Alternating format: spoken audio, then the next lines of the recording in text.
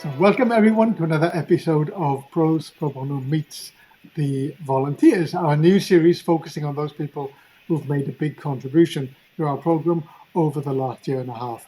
And today, it's a great pleasure to welcome Anastasia Artyomova, who has been one of the pillars, one of the stars of our program almost since the beginning. So, it's lovely to see you, Anastasia. Why don't you tell us a little bit about who you are and what you do as a translator, first of all? Hi, Andrew. Thank you very much, first of all, for inviting to this series. And I'm really honored to be a part of this community, of this project, and our international family of volunteers. I've been a freelancer since 2009, but two most important people in my life brought me into this world of languages. The first person was my father, who passed away last year. But when he had a career break, he stayed at home when I was little. And he invented a very interesting game that helped me to level up my memory. So he created little cards coated with different materials of different colors and different structures. And so I had to memorize them. And we started like from 5 items. And the number of those items were increasing with every training session. So I had to close my eyes, just touch with my hand all those cards, and then in 5 minutes, I had to say the colors, the structures of those cards that were placed on the table. Yeah, so it really leveled up my ability to memorize. Mm. So it was very easy then for me to grasp languages, to read books, to memorize anything that I needed in the future. So this has been very meaningful for me in my childhood. And the other person that left a great impact in my life is my English teacher, private lessons. When I was at school, I really had no problems with languages, and my mom noticed that, and she said, "Well, you need a little bit more practice, so we should take private lessons." And I met a wonderful person, very intelligent, highly educated. She spoke 4 languages, and she taught them. And I think it started in the 7th grade when I was at school, and since then we've become friends for the entire our life. And once I graduated from school, every year I went back to that city, and we met and we talked, and we couldn't stop talking for hours. So these two people made a huge contribution to the love for languages, for reading, and brought me to the point where I am now. Okay, and I think I'm right in saying you grew up in a kind of bicultural background because your family language was Russian, but you were born in Lithuania. Is that right? Yes, my parents moved in the times of the Soviet Union to Lithuania, and we have lived there since. Right. And now today you translate into both Russian and Lithuanian? I translate into Russian, into English, and a bit of into Lithuanian, but mostly from English and from Lithuanian. Great. Okay. So you've been now part of Pros Pro Bono for at least, I think, we've been going since September 22, so that's almost 20 months. And I think you've been around for about 18 of those 20 months, if not all of them. Can you tell me, or can you remember, how you first came across the program? Well, I've been on Facebook, and I've seen your group. You led a group of prose translators, I think. But I've been lurking.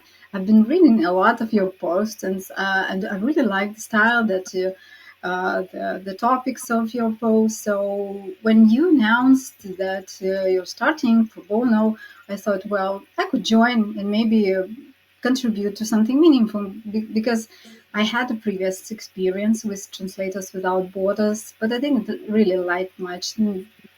No human touch with in that project. So, well, I didn't have any expectations at all. So I joined and waited for my first project to contribute. Great. And there are some people within our program who are very prolific translators, and other people who are more active in the various initiatives that we've started. But you're one of these people who does both. You've done a lot of words, especially for the International Rescue Committee. But tell us a little bit about the other things that you're involved in with the program. Well, as I said, I didn't have any expectations at all. I didn't know what to expect from your project, in which way it will develop, how many volunteers, and what kind of people it will attract.